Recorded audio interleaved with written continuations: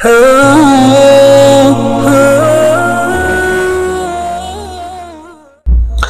माजा फी सिफत खुब्ज़ रसूलुल्लाह सल्लल्लाहु अलैहि वसल्लम, हज़रत पाक सल्लल्लाहु अलैहि वसल्लम के रोटी मुबारक के बयान में हज़रत सहल बिन साद रज़ियल्लाहु अन्हु से पूछा गया कि हज़रत पाक सल्लल्लाहु अलैहि वसल्लम ने कभी छने हुए आटा यानी मैदे की रोटी भी खाई है। हज़रत सहल ने जवाब दिया कि हज़रत पाक सल्लल्लाहु अलैहि वसल्लम के सामने आखिर उम्र तक कभी मैदा आया ही नहीं होगा। फिर सवाल करने वाले ने पूछा कि हज़रत पाक सल्लल्लाहु अलैहि वसल्लम के ज़माने में तुम्हारे पास छन्नियाँ होती थी? हज़रत सहल ने जवाब दिया नहीं थी। फिर सवाल करने वाले ने पूछा कि आप लोग जौ के साथ क्या करते थे, यानी जौ की रोटी कैसे पकाते थे? हज़रत सहल ने जवाब दिया कि उसके आटे में हम फूंक मार लिया करते थे, जो मोटे मोटे तिनके होते वो उड़ जाते थे, बाकी हम गूंद लेते थे।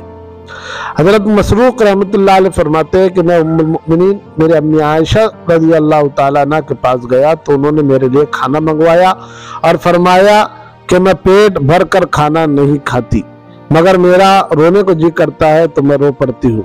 मसरूक कहते हैं कि मैंने पूछा आपके रोने की वजह क्या है, तो फरमाने लगे कि मुझे हज़रत पाक सल्लल्लाहु अलैहि वसल्लम की वो हालत याद आ जाती है जिस पर आप दुनिया से जुदा हुए थे। खुदा की कसम आपने कभी दिन में 2 दफा रोटी और न ही गोश्त पेट भर कर खाया।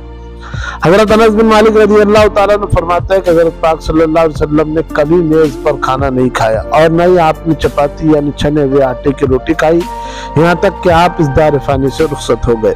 हज़रत पाक सल्लल्लाहु अलैहि वसल्लम के ज़माने में गुंदुम फिर मैदे की रोटी तो मालदारों को नसीब होती थी, क्योंकि गुंदुम उस सरजमीन पर काश्त नहीं होती थी बल्कि शाम जैसे दूर दराज इलाकों से मंगवानी पड़ती थी, इसलिए काफी महंगी होती थी।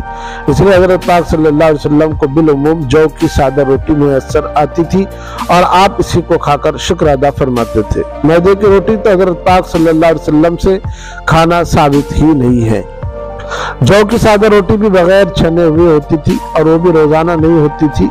ये सिर्फ हज़रत पाक सल्लल्लाहु अलैहि वसल्लम को मामूल ही न था बल्कि आपके अहले खाना का भी यही मामूल था कि कई कई रोज तक जौ की रोटी भी नसीब नहीं होती थी। इसी तरह हज़रत पाक सल्लल्लाहु अलैहि वसल्लम ने कभी सालन छोटे रिकाबे में नहीं डाला, क्योंकि एक ही बड़ा बर्तन होता था जिसमें सालन डाल लिया जाता था। आपने मेज पर भी कभी खाना नहीं खाया, क्योंकि मेज पर खाना मुतकब्बिरीन का तरीका है और अब तो इससे और ज्यादा बचना जरूरी है, क्योंकि यहूद नसारा का तरीका है और हमें काफिरों के तरीके की मुखालिफत का हुक्म है। अलबत्ता दस्तरखान बिछाकर खाना खाना सुन्नत है।